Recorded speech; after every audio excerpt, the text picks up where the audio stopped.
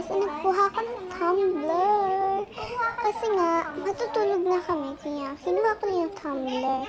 Ayan, so, akit na kami. So, yun pala guys, pinakita kasi niya yung asin namin. Ayan, yung mga anak niya. Makukulangan niya ng isa kasi yung isa, kukunin niya yung nagpagkasta. Yeah, sorry guys, nabubulol ako. Ayan, aakit na kami dyan. So, ayan. Yan, so kinuha ko lang yung aking kumot tsaka yung aking unan.